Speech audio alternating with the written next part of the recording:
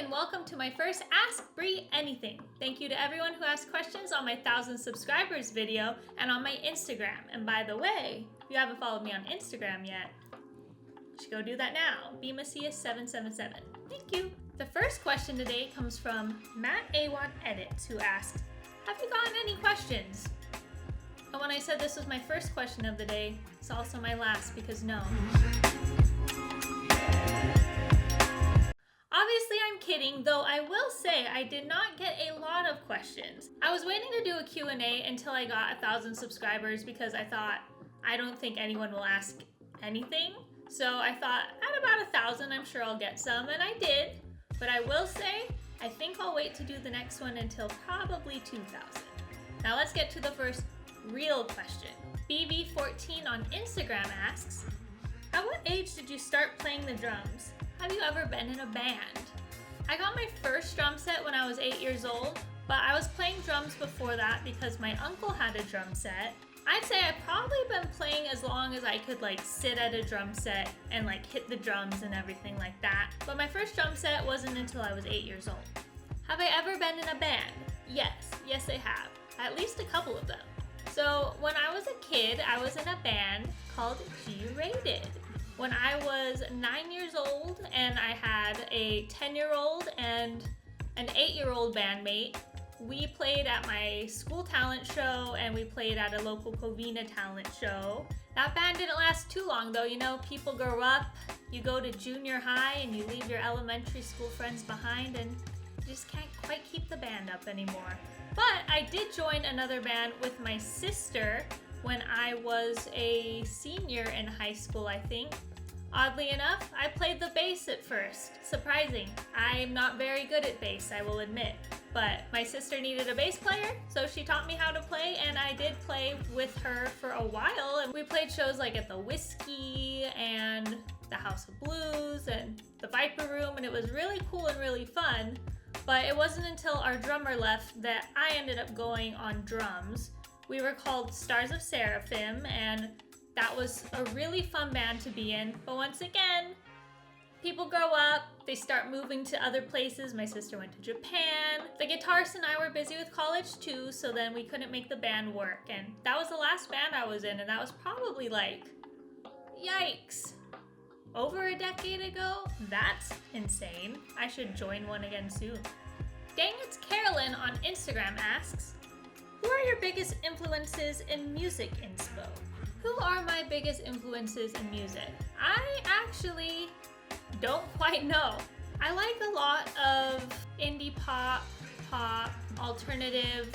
I used to listen to more post-hardcore and metal. Being just a drummer and not a songwriter, I guess I'm more influenced specifically by drummers, and my favorite drummer for a while has been Luke Holland, and maybe I've been inspired by him and my playing style, but also I guess any drummer whose drums I've learned for a drum cover, I'm sure some of that has rubbed off on my playing style. So I guess those are my influences. And speaking of some of those drummers that I've been influenced by, G Swan Sounds on Instagram asks, your top 3 favorite drummers of all time. When I was a kid, my favorite drummer was Travis Barker, and my dream was to get drum lessons from him. And even though I never did, my drumline instructor in high school apparently taught Travis Barker when he was in high school. So I guess in a roundabout way, I kind of got lessons from Travis Barker. I got lessons from the person who taught him. Currently though, I'd say my favorite drummer is Luke Holland. He started off on YouTube and then he started drumming for The Word Alive. Since then, he's drummed for other famous musicians, and though I'm not always a fan of the people he's playing the drums for, I still stylistically really admire him. More recently, I've really started to appreciate Zach Farrow from Paramore's drumming. After learning his drumming for covers, it is deceptively a lot more intricate than you realize. It goes with the music so well and it's so groovy, and you might not think it's anything crazy just listening to it because it goes so well with the music. But when you really break it down, it's really, really cool. And he has such a specific style to him. When I've learned his drums compared to other drums, He has such a signature style that he's probably one of my favorite drummers now, maybe right after Luke Holland. Speaking of Zac Farro and Paramore, Rafa92 on YouTube asks, of all the covers that you've made, which one has been the hardest song to cover?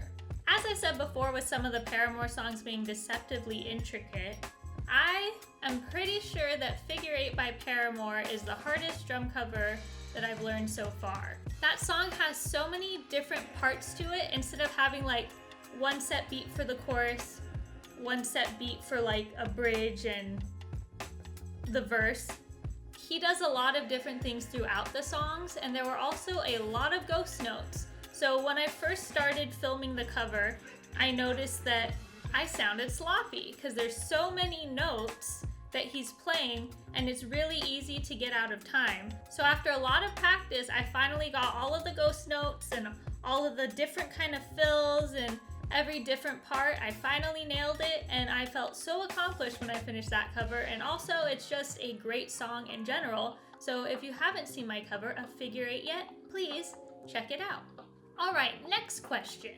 Northern Lights on YouTube asks, what got you into drumming / posting on YouTube? I love playing the drums, and there was a while in my life where I just got really busy with work and I started to feel like there was something missing, and then I realized, oh, it's because I don't have time to drum anymore. So I started to make the time to film covers whenever I could. It gave me something to accomplish, and also I miss being in a band as well. I hadn't played with other musicians in a while, so it gave me something to do that was like a goal to reach, and also like just fun playing along to music that I had missed. I've enjoyed having these goals to do these covers so much that I'm still doing them, and I'm going to continue to keep doing them. So please subscribe so you can keep up. Next question. I'm sorry if I'm mispronouncing your username, but Saqib3D on YouTube asks, hello Briana, what made you play drums? Is there any drummer that inspired you? No particular drummer, except maybe my uncle. You know what? My uncle inspired me to play the drums because he had a drum set. I thought it was super cool. So thank you, Uncle Jimmy. I'm probably drumming because of you. All right, next question. Justin M1 on YouTube asks, do you do drumming live streams on YouTube and or Twitch? No, I don't, but I seriously have thought of it before. I've never done any sort of live streaming, but I think it would be kind of cool to maybe live stream practices or me learning covers and stuff like that. That could be something maybe in the future. I have to look more into live streaming though and how to do that because I've never done that before.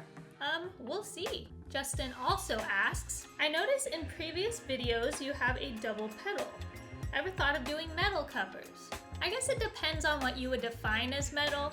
I did more like post-hardcore covers. I think that's what they're considered, Dance Gavin Dance in the past.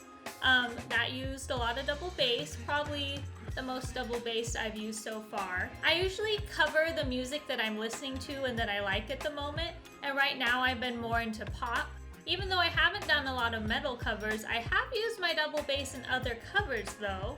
I will say I do miss playing metal covers, so I would keep an eye out. I could see me doing them one day. And those are all the questions for my first Ask Bri Anything. Thank you so much to everyone who asked questions. Will I do this again in the future? Probably, but I would say I'm gonna wait maybe till I get to 2,000.